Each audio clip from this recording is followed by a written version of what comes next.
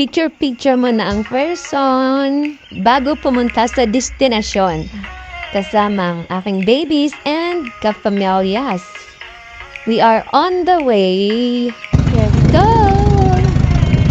Ayan nga, at marami kaming seabirds na nadadaanan. Ito nyo naman. Yung mga inaapakan pala nila is yun yung pinangguhi ng pusit. O, diba? Ayan, alam nyo na. O, ayan. Yan yung palatandaan. Meron yan, parang pulong-pulungan sa ilalim.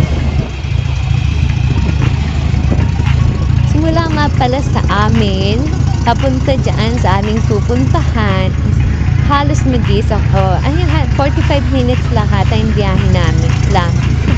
Napakatagal, no?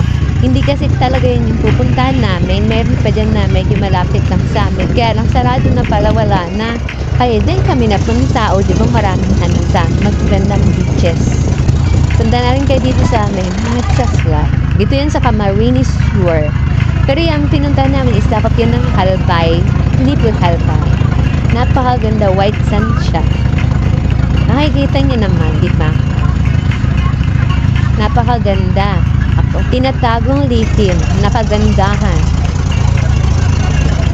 Sa mga gustong pumunta dyan, search nyo lang yung namin, yung lugar. And, pumunta rin kayo. Mag-rent na kayo ng bangka. Murang-mura lang naman. 1,000. Ay, hindi pala. Meron pa naman natang tawad yun. Gano'ng kawawa naman yun. May-ari at yung nag-drive, di ba? Makakapunta ka naman sa sulit na beach. Libre pa naman doon. Walang bayad. Wala kasi mga cottage lang. Open siya. Open pa sa ngayon. Hindi pa kasi ata siya na-discover masyado. Kaya bilisan nyo na habang wala pa masyadong gastusin. Pumunta na rin kayo. Ayan, di ba mag-ring-ring yung watering? Kita nyo naman sa gilid pa lang. O, di ba? Ganda na. O, see? Dagat. O, dagat talaga yan. Sangingin ng baby ko. Nalalayuan na kasi ata. Masyado nabuboring na siya sa biyahe. Hindi niya pa kasi na-appreciate yung lugar. Sinama ko siya kasi wala mag-aalaga. Pero enjoy naman siya sa picture-picture. Ang tagal namin, no? Layo-layo kasi. Pero sulit naman sa pupuntahan. Super duper sulit.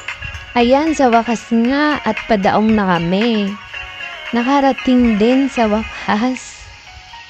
After so many years, ay hours lang pala. Sorry naman, ayan ang sipag niya magsagwan kasi hindi na pwedeng paandarin kasi matatama sa bato yung bangka.